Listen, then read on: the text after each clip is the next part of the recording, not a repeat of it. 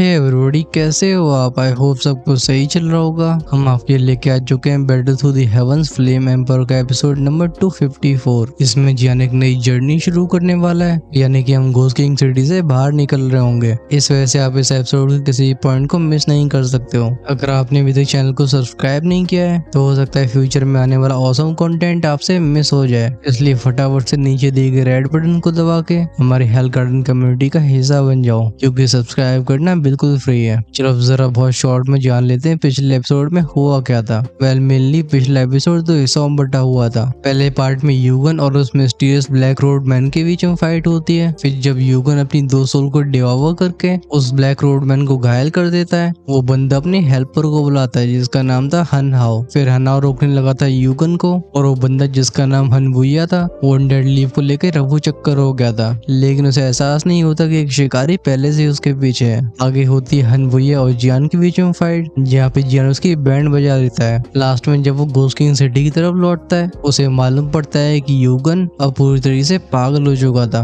ये होता है 2 सोल और उन सोल बॉडीज को डिवावर करने से, जिससे उसकी स्ट्रेंथ सच में 3 स्टार दोशान लेवल तक पहुंच चुकी थी। वो बाह्य और बाकियों की बैंड बजा ही रहा होता है, तभी जियान हेल्प करने के लिए आता है, लेकिन ये पावर भी उसे संभाली नहीं जाती। अंत में जाके जियान एक स्पेस की तरफ देख के बोलता है, सिटी लॉर्ड, अगर आप अब भी तमाशा देखते रहते हो तो बहुत जल्दी हम में से कोई नहीं बचने वाला। चलो हम आगे की स्टोरी यहाँ से कंटिन्यू करते हैं। जब जियान की नजरों को फॉलो करके सभी लोग देखने लगते हैं उस डायरेक्शन में, फाइनली यूगन से कुछ मीटर के दूर का स्पेस ट्रैम्बल हुआ था। इसमें से एक व्यक्ति बाहर आता है, वो कहता है ही इस लड़के का सोल परसेप्शन सच में पहना है। इस व्यक्ति को देख के सिटी लॉर्ड मेंशन के लोग चिल्ला के बोलते हैं, सिटी लॉर्ड, अब सिटी लॉर्ड लौट आए हैं, बीस्ट तू बच नहीं पाएगा। हालांकि बाई की स्ट्रेंथ फॉर्मिडेबल थी, लेकिन तभी लोगों को सिटी लॉर्ड पे ज्यादा भरोसा होता है। डेथविंड अपीयर होने के बाद जियान को देख के बोलते हैं, मैंने सोचा नहीं था कि तुम अपनी स्ट्रेंथ इस तरीके से छिपा रहे होगे। उनकी इस आवाज में कुछ चिढ़ाने वाला सेंस नहीं होता है। लगता है जियान ने जिस तरीके से बाई को बचाया, इसने सिटी लॉर्ड के दिल को भी छू लिया था। जियान हल्की आवाज में कहता है, मैं बस लकी रहा हूँ, लेकिन सिटी लॉर्ड आपको इसके ऊपर जल्दी काबू करना होगा,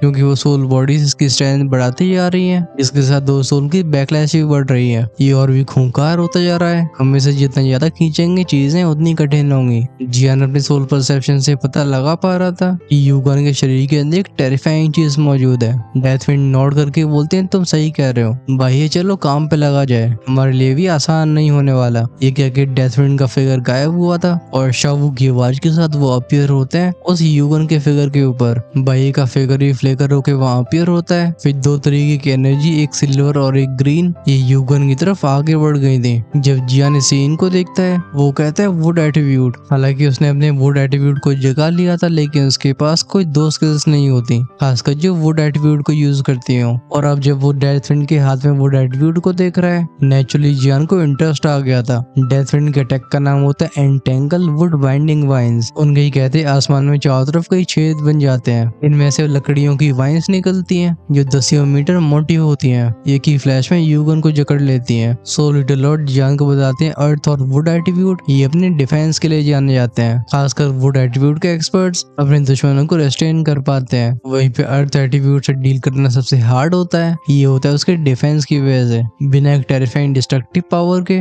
एक अर्थ एट्रीब्यूट के एक्सपर्ट को हराना ये इम्पॉसिबल जैसा होता है। वहीं पे वाटर एट्रीब्यूट हीलिंग के रूप में यूज होता है। यहाँ तक बात है थंडर और फायर की, ये दोनों प्योरली डिस्ट्रक्टिव एट्रीब्यूट्स हैं। जियान नोट करता है, वही पास में सिटी लॉर्ड का एक बुड्ढा बोलता है, ही लॉर्ड जियान, शायद आपको पता नहीं है, लेकिन जब से 5 एलिमेंटल एट्रीब्यूट्स को, जो कि मेटल, वुड, वाटर, फायर और अर्थ होते हैं, उन्हें डिवाइड किया गया है, तब से इनमें से सब एट्रीब्यूट्स निकले हैं जो कि समनिंग, स्पेस और डार्कनेस जैसे होते हैं। लेकिन इनमें भी एक ऐसा एट्रीब्यूट होता है जिसे ग्रेट 1000 वर्ल्ड में सबसे स्ट्रॉन्गेस्ट माना गया है। ये सुन के जियान सरप्राइज हो गया था। वो भौं उठा के बोलता है, ओ स्ट्रॉन्गेस्ट। वो ओल्ड मैन हल्की आवाज में कहता है, उसे कहा जाता है हीलिंग एट्रीब्यूट। ये बोलते बोलते उसके चेहरे पे रिस्पेक्ट दिखाई देती है। इस जवाब ने जियान को स्टन कर दिया था। वो दोहराता है हीलिंग। दूधी कॉन्टिनेंट में आने के बाद उसने हीलिंग के बारे में बहुत कम सुना होता है। उसे याद आता है एंजल क्लैन के बारे में। सो लिटिल लॉर्ड बताते हैं, हीलिंग एट्रीब्यूट ये सच में ग्रेट 1000 वर्ल्ड का स्ट्रॉन्गेस्ट एट्रीब्यूट है। और बच्चे तुम बिल्कुल सही सोच रहे हो, और इस एट्रीब्यूट को कंट्रोल करने वाला एंजल क्लैन है। अगर पास्ट में एंजल क्लैन की 7 होली एंजल्स और 3 आर्च एंगल्स से एक्शन नहीं लिया होता तो ग्रेट 1000 वर्ल्ड कब का डूब चुका होता।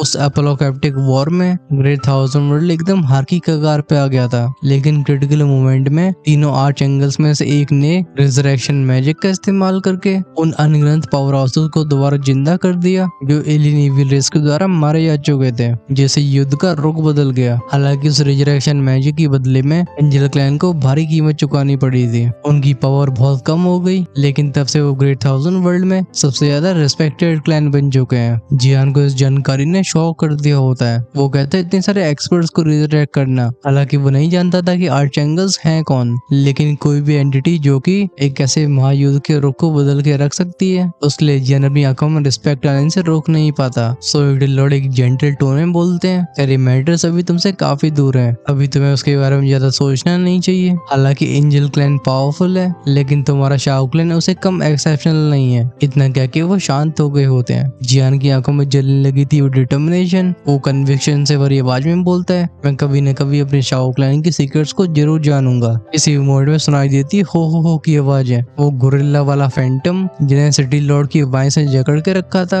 वो खतरनाक तरीके से स्ट्रगल कर रहा होता है। इसके मुंह से दाढ़ों की आवाजें निकल रही थी। तभी डेथविंड के हाथ में एक ब्लैक और गोल्डन लाइट वाला स्क्रोल अपीयर हुआ था। वो एक हाथ से कुछ हैंडसीज को चेंज करते हुए बोलते हैं, बीस्ट, मेरे किंग के ब्लड के साथ तू सरप्राइज होगा। उनके कहते स्क्रोल में से खून की बूंद बाहर आई थी, जिस पर ब्लैक गोल्डन ड्रॉपलेट उस स्क्रोल के बाहर अपीयर होती है। अचानक से आसमान थम जाता है। हेवन और अर्थ की वो पावर इस तरीके से पीछे हटने लगी थी जैसे उसने किसी टेरिफाइंग फोर्स को देख लिया हो। जब सोल्जर लॉर्ड उस खून की बूंद को देखते हैं, वो खुद से बोलते हैं, ब्लैक गोल्ड ब्लड, ये घोस्ट रियल्म का ट्रू पावर सोर्स है। इस 2 स्टार दोषी एंड डेथविंड के पास इस खून की बूंद का होना लगता है लीस और टेरिटरी के हायर अप से इसका गहरा कनेक्शन है। खासकर इस खून की बूंद में जो ऑरा मौजूद है, लगता है खून की बूंद किसी 5 स्टार दोषियान से आई है। ये डेथविंड जिसे भी सर्व कर रहा है, वो बिल्कुल सिंपल नहीं लगता। अभी उस काली सुनहरी बूंद को देख के जियान के दिल में एक पावरफुल सेंस ऑफ अनीज भर गई थी। वो कहता है, ब्लड, ये टेरिफाइंग है। अगले वर्ड में थर थर थर की आवाजों के साथ चारों तरफ के एक्सपर्ट्स अपने घुटने टेकने लगते हैं। ये होता है उस खून की बूंद के ऑरे की वजह से।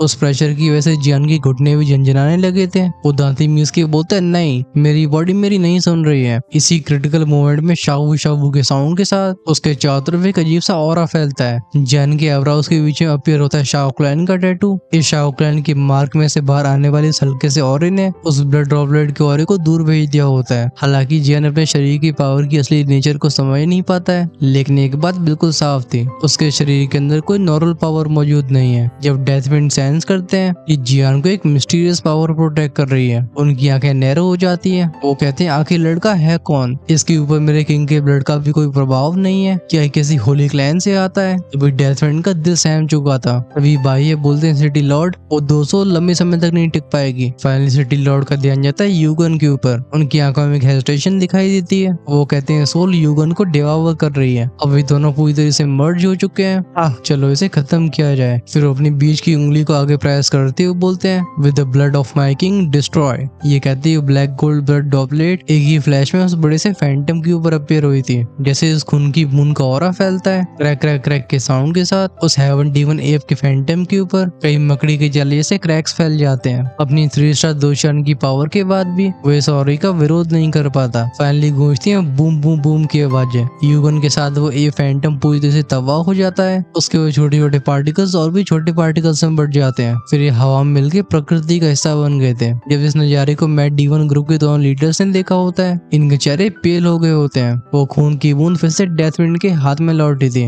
उनकी नजरें जाती हैं मैट डीवन ग्रुप के लीडर्स की तरफ। तुरंत दोनों की हवा टाइट हो जाती है। वो ब्लैक फेस टाइगर और स्कार वुल्फ कांपते हुए बोलते हैं, सिटी लॉर्ड, हम गलत थे, हम बिल्कुल दोबारा ऐसा नहीं करेंगे। जिस तरीके से उस ब्लैक गोल्ड ब्लड ने यूगन जैसे एक्सपर्ट को भी एनाइलेट कर दिया होता है, ये दोनों भाई एकदम खौफ में आ चुके होते हैं। ब्लैक फेस टाइगर हाथ जोड़ के बोलता है, माय लॉर्ड, प्लीज हम पे दया दिखाओ। ये सब सुनने के बाद भी डेथविंड के चेहरे पे कोई बदलाव नहीं आया होता। वो कहते हैं, माफी मांग रहे हो? अफसोस की बात है कि अब देर हो गई है। बिना हेजिटेशन के वो ब्लैक गोल्ड ब्लड हल्का सा झंझनाता हुआ दिखाई देता है। ये देखिए ब्लैक फेस टाइगर और स्कार वुल्फ के चेहरों के रंग उठ जाते हैं। दोनों वूश वूश के साउंड के साथ सिटी के अपोजिट साइड में भागते हुए दिखाई देते हैं। अफसोस की बात है कि इससे पहले वो 20 मीटर के दायरे को क्रॉस कर पाते, वो ब्लैक गोल्ड ब्लड चुपचाप से इनके सामने अपीयर होता है। फिर फैलता है इसका डोमेन। ये मिस्टीरियस पावर इन दोनों के शरीरों को बस 2 सेकंड के अंदर लिक्विड बदल देती है। हालांकि तीनों पावरफुल एक्सपर्ट्स कुछ ही समय में खत्म हो गए थे, लेकिन सिटी लॉर्ड के लिए भी आसान नहीं नहीं होता है। पफ की आवाज के साथ उनके मुंह से खून बाहर आता है। साफ तौर पे उस ब्लैक गोल्ड ब्लड का इस्तेमाल करना, इसकी एक कीमत चुकानी पड़ती है। डेथविंड अपनी होर्स आवाज में कहते हैं, white crane, mad demon group और यू फैमिली किसी को बख्शा नहीं जाएगा। ये बोलते हुए उनके पैर लड़खड़ा रहे थे। अच्छी बात है कि भाई तुरंत उन्हें सपोर्ट करते हैं। वो कहते हैं, सिटी लॉर्ड जियान, आप प्लीज वापस जाइए, बची हुई चीजों को हम संभालते हैं। जियान नॉड करके देखता है डेथविंड को, फिर दोनों घोस्ट किंग सिटी की तरफ जाने लगते हैं। दोनों के बीच में कुछ समय तक शांति बनी रहती है। फिर जब ये घोस्ट किंग सिटी के गेट के पास पहुंचे थे,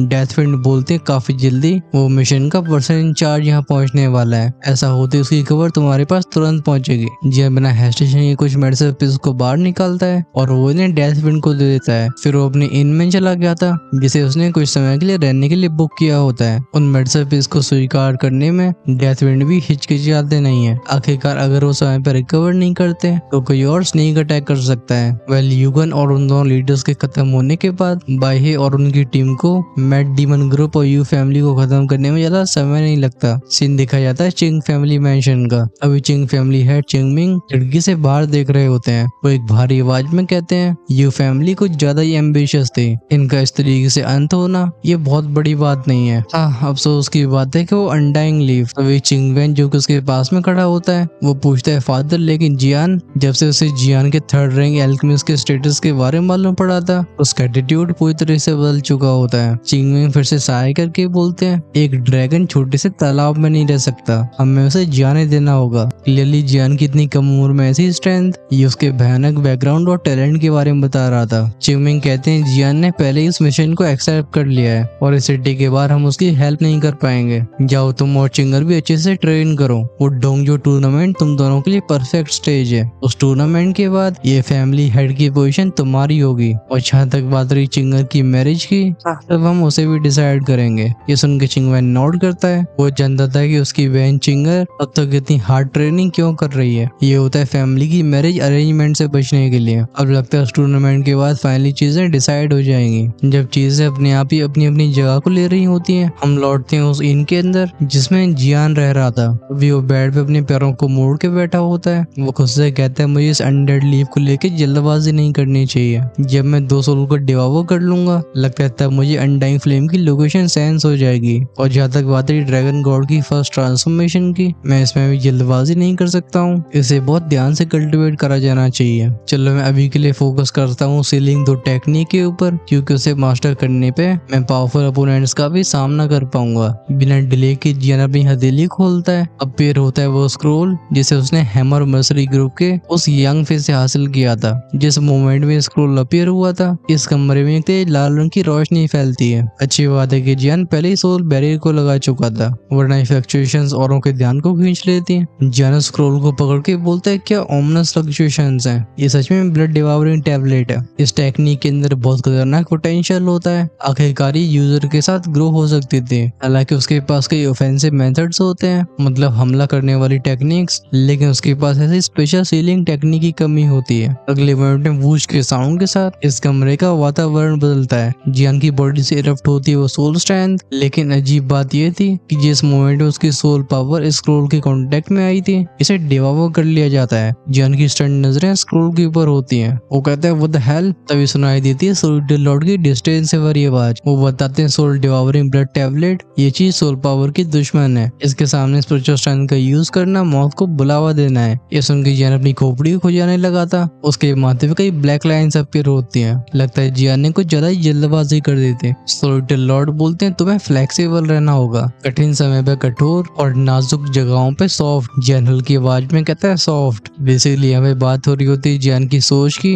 वो पूछता है, सीनियर क्या आप होली फ्लेम की बात कर रहे हो? सोल लॉर्ड बोलते, हाँ, लगता है तुम्हें सच में सिखाया जा सकता है। बिना हेजिटेशन की पफ के साउंड के साथ उसके हथेली पे फ्लेम का क्लस्टर अपीयर हुआ था। ये होती है वही blue yellow Holi flame. Holi flame के डिवाइन ऑरे के सामने उस स्क्रोल की ब्लडी लाइट पिघलना शुरू कर देती है, जिससे स्क्रोल खुलना शुरू हो जाता है और हम उसके इंट्रोडक्शन को पढ़ पाते हैं। पहले लिखा होता है ब्लड डिवावरिंग टैबलेट। इसकी 3 लेयर्स होती हैं, जिसमें पहली लेयर इविल स्पिरिट्स को सप्रेस कर देती है, दूसरी लेयर हीरोज को सप्रेस करती है, वही पे थर्ड लेयर का काम होता है ब्लड स्पिरिट्स को सप्रेस करना। आई नो समझने में थोड़ा सा कॉम्प्लिकेटेड लग सकता है, लेकिन तुम्हारा भाई कुछ कर नहीं सकता है। स्क्रोल में यही लिखा हुआ था। जब जियान इसके इंट्रोडक्शन को पढ़ने लगता है, ऐसा लगता है उसके दिमाग में बुद्धिस्ट टेम्पल की घंटियां बज रही हों। उसे एक अलग स्तर की शांति का अनुभव होता है। उसे ऐसा लग रहा था जैसे इस समय वो कुछ भी सीख सकता है। जब सोलिटी लॉर्ड जियान के इंटेंस फोकस को सेंस करते हैं, वो उसे बोलते हैं इस लड़के के पास अच्छा टेम्परामेंट है, लगते से फर्स्ट लेवल को मास्टर करने में ज्यादा समय नहीं लगेगा। इस टेक्निक का फर्स्ट लेवल 1 स्टार दोशियान की लेट स्टेज एक्सपर्ट्स को आसानी से हैंडल कर पाएगा। वहीं पे सेकंड लेवल ये बात की बात है। यहाँ तक बोलते बोलते कुछ समय तक शांत हो जाते हैं। फिर वो कहते हैं लेकिन मैं एक चीज समझ नहीं पा रहा हूँ, आखिर डेथ विंड के हाथ में वो ब्लैक गोल्ड ब्लड कहाँ से आया? उस खून की एक बूंद एक 3 स्टार दोशियान को तबाह करने के लिए काफी होती है। इसी पावर को कॉमन फोर्सेस पोजेस नहीं कर सकते। वो बोलते हैं यिन हंटियान ये लीस और डोमेन की सबसे बड़ी टेरिटरीज में से एक है। लगता है इस बार जब मैं इस बच्चे के साथ कोर एरिया में जाऊंगा तो मेरी मुलाकात कुछ जान पहचान वालों से हो रही होगी।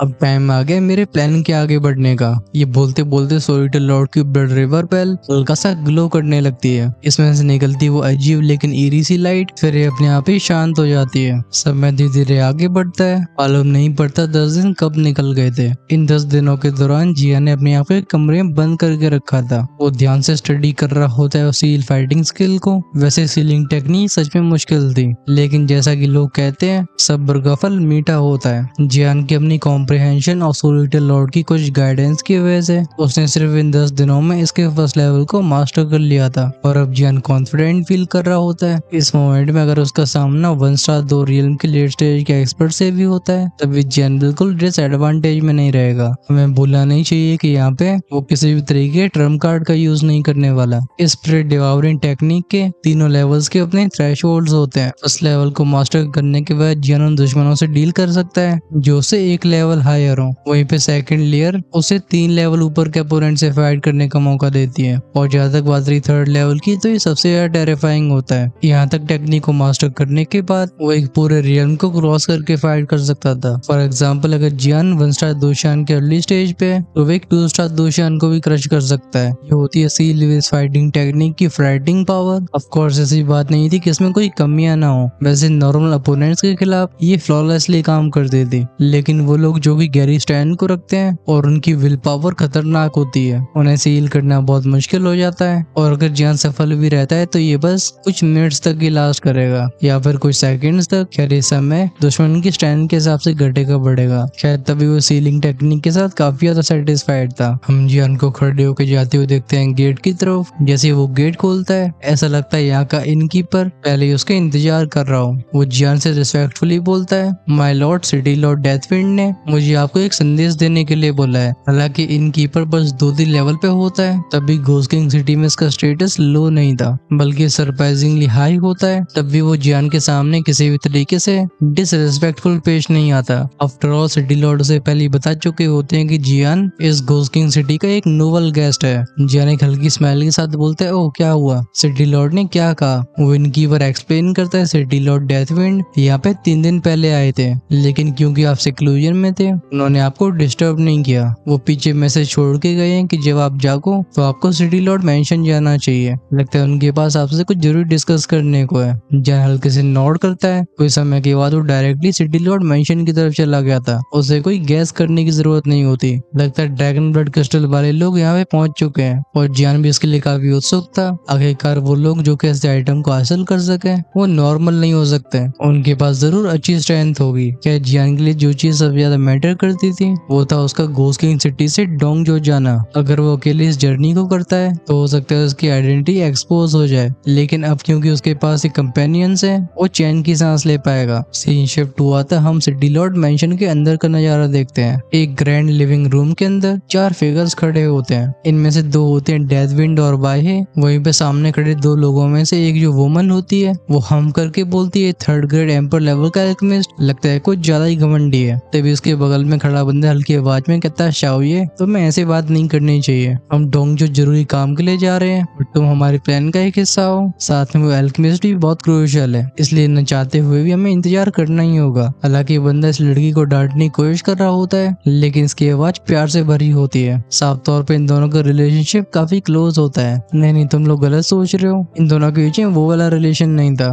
वो शाओये भौं से कोड़ के बोलती है लेकिन सेकंड अंकल अगर उस एल्केमिस्ट को सिक्लूजन से बाहर आने में कई साल लग गए तो क्या हम तब भी इतने लंबे समय तक इंतजार करते रहेंगे? ये सुन के व्यक्ति बोलते ही शाओये ओल्ड फैंग के हिसाब से उस एल्केमिस्ट की एज तुम्हारे जैसी है और इतनी कम उम्र में वो ऑलरेडी एक 3rd ग्रेड का एम्पर लेवल का एल्केमिस्ट है। उसका बैकग्राउंड हमसे कमजोर नहीं होगा, इसलिए तुम अपने विचारों को अपने पास ही रखना, उसके सामने कुछ मत बोलना। आखिरकार हम जिस चीज से इस बार डील करने वाले हैं, अगर उसमें हमारी एक पावरफुल एल्केमिस्ट हेल्प नहीं करता है तो सीधा मौत हमारा स्वागत कर रही होगी। ये बोलते बोलते इस मिडिल एज मैन की आंखों में भी एक डर दिखाई देता है। शाओवे अपना मुंह फुला के बोलती, ठीक है मैं समझ गई हूँ, आप मुझे डराने की कोशिश क्यों कर रहे हो। ये कह के बस कमरे से बाहर चली जाती है। इसे जाते हुए देख डेथविंड अपने सर को हिला के बोलते हैं, लड़की। वो व्यक्ति जिसका नाम यू यीफेंग था वो एक हेल्पलेस आवाज में कहता है, ये बचपन से ही ऐसी है, क्या ये हमारे लिए अच्छी बात है या बुरी बात, अब इसके बारे में कुछ नहीं कहा जा सकता। तभी डेथविंड बोलते हैं, ब्रदर यू, हमें मिले सालों हो चुके हैं, लगता है तब से तुम काफी अच्छा प्रोग्रेस कर चुके हो। डेथविंड के सामने खड़ा है व्यक्ति जिसका नाम यू यीफेंग होता है, वो अपने क्लैन के लिए सारे खतरनाक काम करता था, जैसे दुश्मनों को खत्म करना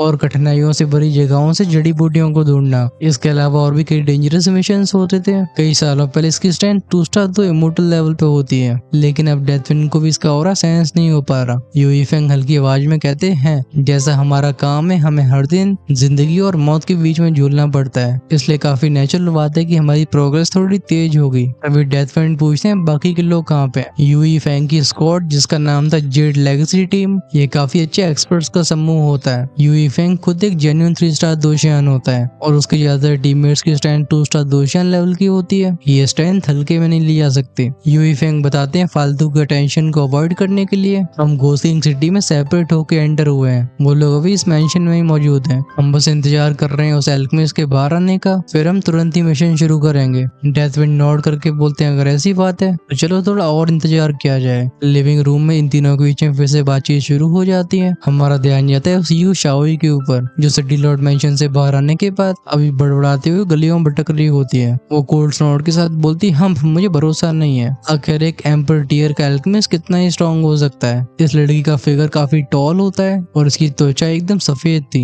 इसे दूर से देख के कहा जा सकता है कि एक ब्यूटी थी। काफी जल्दी गोस्ट किंग सिटी के कई लोगों का ध्यान इसकी तरफ आकर्षित हो जाता है। उनकी आंखें अलग अलग भावनाओं से भरी हुई थी। यू शाओई कोल्ड आवाज में कहती, हम कैसे घूर रहे हो ये लेडी, लेकिन इससे पहले कुछ बोल पाती उसे एक फिगर नोटिस नहीं होता है। वो थंप की आवाज के साथ उसे टकरा जाती है। वो तुरंत ही अपने सर को पकड़ के बोलती है, आउच, क्या तुम देख नहीं सकते कि तुम जा कहाँ पर हो। इंस्टिंक्टिवली यू शाओई इस बंदे की फटकार लगाना चाह रही थी, लेकिन जो उसके सामने आता है उसकी वजह से वो स्टंट हो गई थी। वो जिसे टकराई होती है उसकी पैनी नजरें और एक मस्कुलर ऑरा होता है। उसने अपने पीठ पे बांध रखी थी एक हैवी रूलर, खासकर इसकी पूरी मौजूदगी एक सफोकेटिंग प्रेजेंस को देती है। वो जिस ऑरे को इस व्यक्ति में से सेंस करती है, उसने यू शाओई को शॉक कर दिया था। नेचुरली जिसका सीने से टकराई थी वो जियान था। लगता है लोगों की अलग अलग निगाहों की वजह से वो काफी डिस्ट्रैक्ट हो गई थी, जिसकी वजह से वो जियान को नोटिस नहीं कर पाई। तभी जियान कहता है, क्या हुआ, क्या तुम्हें दिखाई नहीं दे रहा है। ये सुनकर तुरंत ही यू शाओई होश में आती है। वो आगे उंगली करके बोलती है, तुम। हालांकि यहाँ पे उसकी गलती होती है, लेकिन एक स्ट्रेंजर के द्वारा डांट खाना आखिर उसे कैसे बाता। उसे अपनी फैमिली पे बहुत गर्व होता है। आखिरकार वो यू फैमिली की डिग्निफाइड यंग लेडी थी और उसे बचपन से ही सब लोग प्यार दुलार करते आए हैं। जियान बिना उसके रिएक्शन का इंतजार करते हुए एक हल्की आवाज में कहता है, प्लीज साइड में हटो। अभी जियान भी अंदर से थोड़ा सरप्राइज हो चुका था, क्योंकि वो सेंस कर पाता है कि यू शाओई खुद एक लेट स्टेज 1 स्टार दोशियान की साइन को रखती है, और तो और उसके शरीर में कैसी अनयूजुअल एनर्जी होती है जो जियान को भी अपनी बाएं उठाने पे मजबूर कर देती है। खैर, जिस तरीके से इस लड़की को देखने के बाद भी जियान ने कोई खास रिएक्शन नहीं दिखाया था। यू शाओई के गाल हल्के से लाल हो जाते हैं जब वो जियान को से इग्नोर करके सीधा सिटी लॉर्ड मेंशन की तरफ जाते हुए देखती है। वो हम करके बोलती है, ओह तो एक्चुअली में सिटी लॉर्ड मेंशन की तरफ जा रहा है, इंटरेस्टिंग। इसी के साथ उसका फिगर भी गायब हो जाता है। वो चुपचाप से जियान का पीछा करने लगी थी। अब भाई जियान कौन था, वो तुरंत ही सेंस कर लेता है कि उसका पीछा हो रहा है। वो खुद से बोलता है, लड़की आखिर मुझे फॉलो क्यों कर रही है। तभी उसके दिमाग में सोलिटर लॉर्ड की आवाज गूंजती है। वो कहते हैं, लगता है लड़की गोस्ट किंग सिटी से नहीं है। जियान आंखें नैरो करके बोलता है, ओ इस सिटी से नहीं है। इस लड़की की उम्र उस जैसी होगी, लेकिन उसकी स्ट्रेंथ पहुंच चुकी है 1 स्टार दोशियान के लेट स्टेज पे। कुछ और चीजों को सोचने के बाद वो हल्के से नोट करता है। लगता है उसे कुछ एहसास हो गया था। थोड़ी और देर तक चलने के बाद वो पहुंच जाता है सिटी लॉर्ड मेंशन की ग्रैंड गेट के सामने। इस एंट्रेंस के ऊपर लिखा हुआ था सिटी लॉर्ड मेंशन, और इस जगह की पहरेदारी कई सोल्जर्स कर रहे होते हैं। उसके फिकर को लेके एक सिपाही तुरंत आगे आता है। वो बाव करके बोलता है, लॉर्ड जियान। लगता है जियान इसे पहले ही मिल चुका था। वो पूछता है, बटलर म्यू, क्या सिटी लॉर्ड अंदर है। ये butler Mu city lord mansion के अंदर काफी हाई स्टेटस को रखते थे। इनका स्टेटस बस बाह्य और लीजिए के नीचे आता है। वो एक वार्म स्माइल के साथ बोलते हैं ही। सिटी लॉर्ड अभी स्टडी रूम में है और लगता है वो काफी समय से आपका इंतजार कर रहे हैं। जियान हल्की स्माइल के साथ बोलता है अगर ऐसी ही बात है तो प्लीज मुझे उनके पास ले चलिए। बटलर म्यू जियान की तरफ आगे का इशारा करते हैं। तभी इस जगह पे गुस्सा से भरी आवाज गूंजती है। हमें पीछे फिगर को अपीयर होते हुए देखते हैं। वो गुस्से से भरी आवाज में बोलती है बटलर म्यू इस बंदे ने मुझे मोलेस्ट करने की कोशिश करी, मतलब छेड़छाड़, इससे जल्दी बंदी बनाओ। इस आवाज को सुन के बटलर म्यू का एक्सप्रेशन शिफ्ट हुआ था। आखिरकार ये बोले भाई लड़की कोई ऑर्डिनरी पर्सन नहीं होती और ना ही जियान था, वो होता है एक थर्ड ग्रेड एम्पर टियर का एल्केमिस्ट जिसके बैकग्राउंड को भले कोई जानता ना हो लेकिन उसे अंडर एस्टिमेट भी नहीं किया जा सकता था। जब बटलर म्यू एक जगह पे खड़े रह जाते हैं, यू शाही बेसब्री से भरी पैनी आवाज में बोलती है क्या हुआ बटलर म्यू, क्या मेरे शब्द तुम्हारे कानों तक नहीं पहुंचे। जियान यू शाओई को अपनी आंखों के किनारे से देखता है, फिर अपने सिर को हिला के बोलता है बटलर म्यू जाने दो, मैं खुद अंदर चला जाता हूँ। ये कह के वो जाने लगा था सिटी लॉर्ड मैंशन के अंदर। एक मोमेंट की हेजिटेशन के बाद बटलर म्यू अल्टीमेटली जियान की साइड चुनते हैं। वो एक सूखी आवाज में कहते लॉर्ड जियान नहीं मैं आपके साथ जरूर चलूंगा। लगता है आज जितने सदमे यू शाओई को लगे थे वो उसे सहे नहीं जाते। फ्रस्ट्रेशन की वजह से उसकी खोपड़ी में से धुआं निकलने लगता है। वो चिल्ला के बोलती एक हाउसकीपर भी मेरी बात नहीं मान रहा, तुम रुको अभी, मैं अंकल फैंग से बोल के तुम्हें तुरंत डिसमिस करवा दी हूँ। जियान जो कि चुपचाप से आगे बढ़ रहा था वो फाइनली हल्का रुक के पूछता है बटलर म्यू आखिर इतनी घमंडी और खुद को इतना इम्पोर्टेंट समझने वाली लड़की कौन है। बटलर म्यू बताते हैं यू फैमिली से, ये उन लोगों में से जिनके साथ आप डोंगजो जाने वाले हो। सिटी लॉर्ड के अरेंजमेंट के हिसाब से इन लोगों का काम आपको प्रोटेक्ट करने का है, बदले में आपको सोल पावर से उनकी हेल्प करनी होगी। जियान कहता है यू फैमिली। बटलर म्यू एक्सप्लेन करते हैं यू फैमिली ये पूरे टियानुआन रीजन के कोर एरिया जैसे हम डोंगजो के नाम से जानते हैं उसमें काफी ज्यादा फेमस है। आप इनकी स्ट्रेंथ और रिलायबिलिटी पे भरोसा कर सकते हो। ये सुन के जियान हल्के से नोट करता है। ये कुछ समय के बाद पहुंच जाते हैं उस रूम के सामने। बटलर म्यू अपने सर को झुका के बोलते हैं माय लॉर्ड सिटी लॉर्ड आपको अंदर मिलेंगे, मेरे पास और भी कई चीजें हैं इसलिए मुझे जाना पड़ेगा। बिना हेजिटेशन के जियान दरवाजे को नॉक करता है। सुनाई देती है एक डीप आवाज कहती है अंदर आओ। अपने चेहरे पे स्माइल को रखते हुए जियान दरवाजे खोलता है। स्टडी रूम के अंदर डेथविंड एक एंशिएंट स्क्रोल को पढ़ रहे होते हैं। जियान को देख के उनके चेहरे पे खुशी दिखाई देती है। वो हंस के बोलते हैं हाँ जियान तो तुम बाहर आ गए। जियान पिछले कुछ दिनों के बारे में बताना शुरू करता है। वो कहता है मैं पिछले कुछ दिनों से अपने ऑरे को एडजस्ट कर रहा था इसलिए लगता है कुछ ज्यादा ही समय लग गया। खैर इससे पहले वो और कुछ बोल पाता सिटी लॉर्ड अपने हाथ को वेव करके बोलते हैं कोई बात नहीं, क्योंकि अब तुम यहाँ आ ही चुके हो तो चलो मैं तुम्हें उनसे मिलाने के लिए ले जाता हूँ। लगता है उन लोगों को भी काफी जल्दी है। इसी पल किसी और कमरे में हम यू शाओई को पहुंचते हुए देखते हैं जो कि इतने सारे सेटबैक्स की वजह से एकदम फ्रस्ट्रेटेड दिख रही थी। वो मुंह फुला के बोलती है सेकंड अंकल। अब यू फेंग चाय का लुत्फ उठा रहे थे। वो अपने चेहरे पे स्माइल को रख के बोलते हैं शाओई क्या हुआ। यू शाओई ऐसी एक्टिंग करती है जैसे इसके ऊपर बहुत बड़े अत्याचार हुए हो। वो कहती है मेरे सामने ऐसे लड़के से हुआ है जो अपनी जगह नहीं जानता है। हालांकि पहले मैं उसे टकराई थी लेकिन उसने मुझे डांटने से पहले बिल्कुल हेजिटेट नहीं किया। मैं यू फेंग कप में से कुछ सिप लेने के बाद बोलते हैं हाँ ये यू फैमिली नहीं है और तुम्हारे थर्ड अंकल ने मुझे पहले ही बोला है कि तुम्हें थोड़ा टेम्पर होने की जरूरत है, मतलब थोड़ी ठोकरें खाने की। चलो अच्छी बात है मुझसे पहले किसी और ने कर दिया, लगता है मुझे उसे थैंक यू बोलना पड़ेगा। यू शाओई तब भी बड़ाना बंद नहीं करती। वो कहती है लड़का कुछ ज्यादा ही घमंडी है। और तो सिटी लॉर्ड मेंशन के बटलर भी उससे ऐसे पेश आ रहे थे जैसे वो कोई बहुत जरूरी हो। यू शाओई बोलना तो कुछ और भी चाहती थी। तभी लगता है यू फेंग को कुछ रियलाइज हो गया था। वो कहते हैं रुको, क्या डेथ फेंग ने हमसे नहीं बोला था कि हम जिस एल्केमिस्ट से मिलने वाले हैं उसे बटलर म्यू मैनेज कर रहे हैं, क्या वो बच्चा सच में। लेकिन इससे पहले और कुछ बोल पाते डेथ फेंग की आवाज सुनाई देती है। अभी सिटी लॉर्ड डेथ फेंग और जियान इस कोर्टयार्ड में आ चुके होते हैं। सिटी लॉर्ड बोलते हैं लॉर्ड जियान लो हम पहुंच गए। जब यू शाओई की नजरें जाती हैं जियान के ऊपर हम उसके एक्सप्रेशंस को तुरंत ही अजीब होते हुए देखते हैं। वो मुंह ढक के बोलती है नहीं ये कैसे हो सकता है, क्या सच में लड़का एक थर्ड ग्रेड का एम्पर टियर का एल्केमिस्ट है। हालांकि उसने जियान के बारे में कुछ एक्स्ट्राऑर्डिनरी सेंस किया था लेकिन तब भी उसे रियलिटी पे भरोसा नहीं होता। वो जैसे घमंडी और रूड बोल रही थी। एक्चुअली वही हाई रैंकिंग एल्केमिस्ट है जिसके साथ ये ट्रैवल करने वाले हैं। ऑफ कोर्स हम सभी जानते हैं कि जियान है मेन कैरेक्टर और उसके साथ ऐसे इंसिडेंट्स होने बिल्कुल नॉर्मल है। खैर इससे पहले बात और आगे बढ़ पाती हम इस एपिसोड में यहीं पे विराम देने वाले हैं। आगे की स्टोरी नेक्स्ट पार्ट में कंटिन्यू होगी जिसमें जिसमें जियान डोंगजो यानी कि कोर रीजन में जाएगा। चलो उन एडवेंचर्स को हम सरप्राइज के रूप में रखते हैं, क्योंकि अगर मैं उनके बारे में कुछ बताने की कोशिश भी करता हूँ तब भी आपको समझ में नहीं आने वाला। समझ में तभी आएगा जब उनके बारे में डिटेल में बात होगी। और अगर आप उसे मिस नहीं करना चाहते हो तो चैनल को सब्सक्राइब करके बेल आइकन के बटन को ऑन करके रखना, जिससे रिलीज होती वीडियो सबसे पहले आपके पास पहुंचे। वहीं पे अगर आपसे नेक्स्ट एपिसोड का इंतजार नहीं हो रहा है तो चैनल की मेंबरशिप को ज्वाइन करके आप अर्ली एक्सेस वीडियोस का फायदा उठा सकते हो। हर शाम को हमारे सारे मेंबर्स अर्ली एक्सेस फीचर को एंजॉय करते हैं, जिसमें उन्हें नेक्स्ट एपिसोड एक दिन पहले ही देखने को मिलता है। वहीं पे जो लोग हमेशा 2 या 3 एपिसोड आगे रहना चाहते हैं वो अपने लेवल्स को इमोर्टल एम्पर या उसके ऊपर अपग्रेड कर सकते हैं। ये चॉइस ऑफ कोर्स आपके हाथ में, और ज्वाइन का ऑप्शन चैनल की होम पेज या सब्सक्राइब के साइड में मिलेगा। लेकिन इससे पहले आप उसे चेकआउट करने जाओ, वीडियो को लाइक और अपने थॉट्स को कमेंट सेक्शन में शेयर करना बिल्कुल मत भूलना, जिससे तुम्हारे भाई को भी समझ में आए कि एक्सप्लेनेशन आपको लग कैसे रही है। हमारा मिलना होगा नेक्स्ट पार्ट में। सो आई एम साइनिंग आउट।